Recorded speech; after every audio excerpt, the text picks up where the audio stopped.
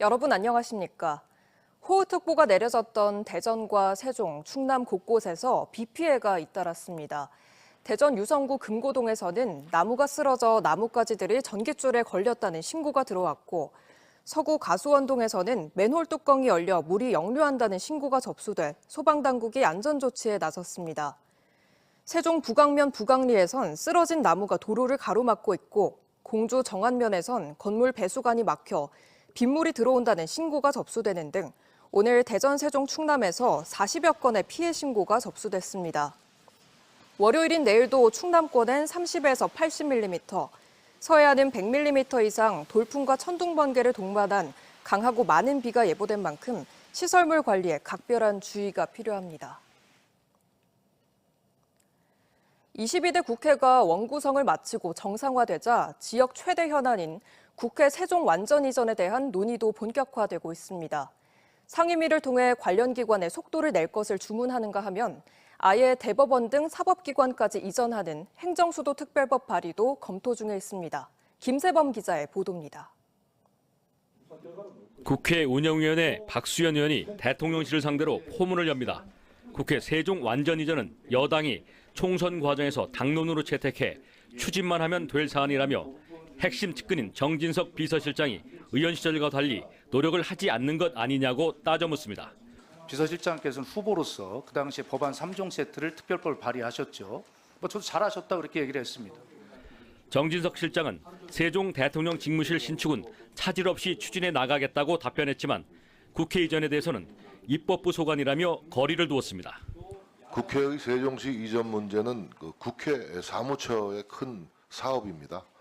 예산이 지금 배정되어 있고 지금 계획대로 지금 차질 없이 진행되고 있다고 생각합니다. 박 의원은 민주당 차원에서 세종의사당에 조속한 건립에 대한 공감대를 확산해 절차를 진행해 나가겠다고 밝혔습니다. 한 발 더 나아가 국회 세종 이전을 마중물로 세종시에 행정수도로 법적주의를 부여하는 법안 발의도 다시 추진됩니다. 이미 행정부 대부분과 국회 이전이 확정된 만큼 추가로 사법부와 대통령실, 외교 기능까지 포괄하는 도시로 격상시키자는 겁니다.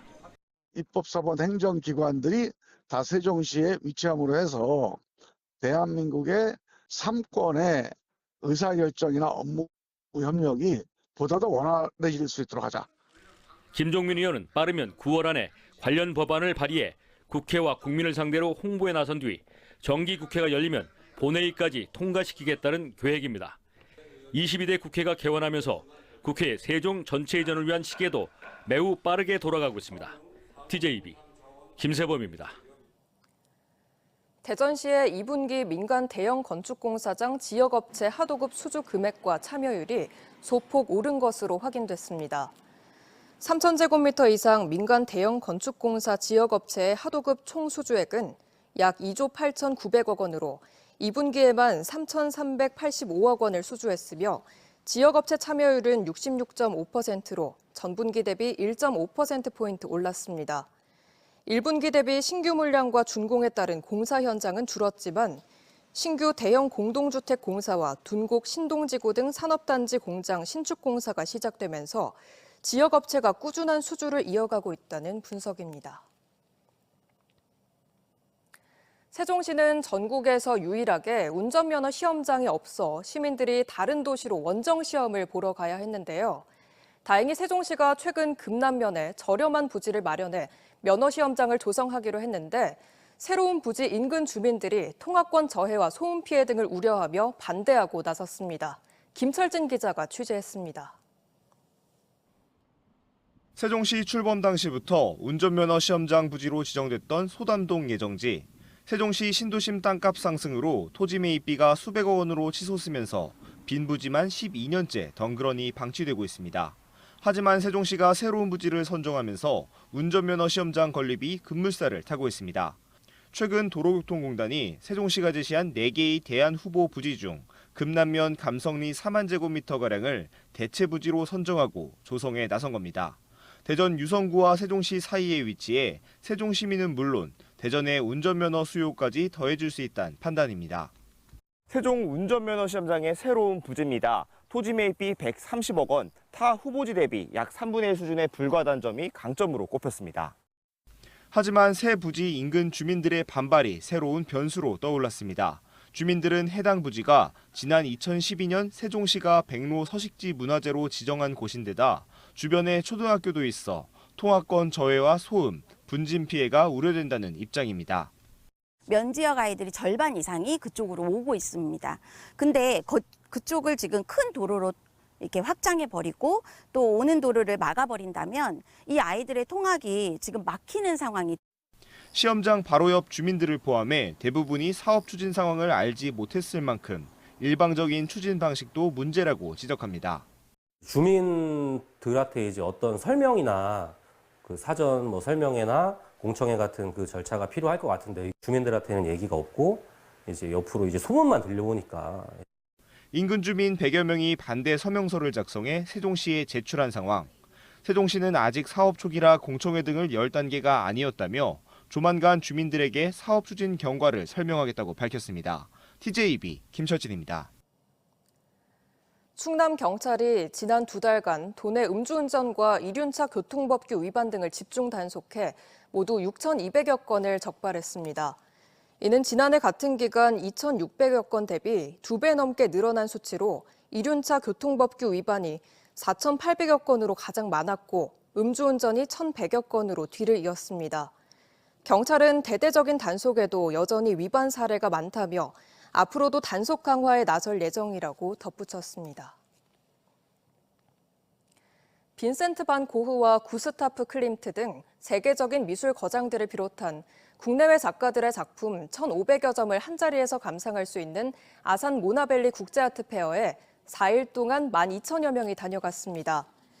이번 행사는 주로 수도권이나 대도시에서 열렸던 아트페어가 아산에서 성황리에 열리면서 지방에서도 수준 높은 문화 행사가 확산될 수 있는 발판을 마련했다는 평가를 받습니다.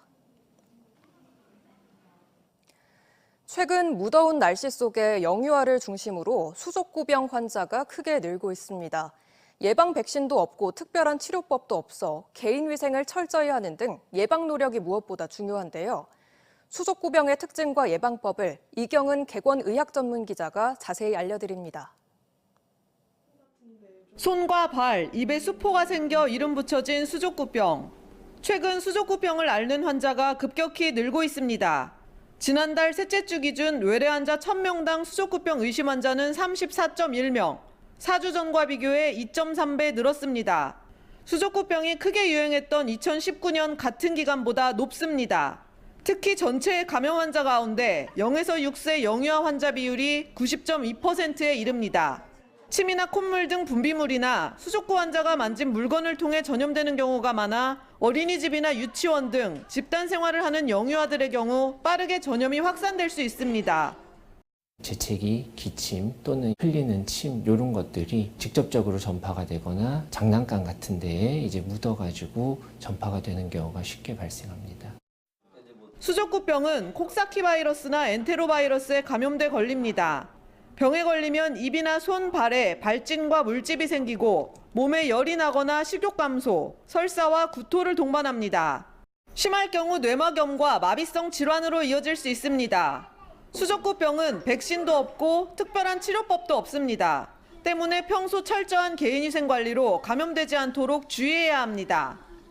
수족구병 바이러스 감염이기 때문에 비누칠을 해서 손위생을 자주 해주는 것이 도움이 되겠고 아이들이 사용한 장난감이라든지 문고리 같은 것들을 닦아주는 것이 예방에 도움이 됩니다. 아이가 38도 이상의 고열이나 구토, 경련 등의 증상을 보인다면 수족구병을 의심하고 신속하게 의료기관을 찾아야 합니다. 수족구 증상이 발생한 영유아는 전염력이 강하기 때문에 회복될 때까지 어린이집 등원을 자제해야 합니다. TJB 닥터 리포트 이경은입니다.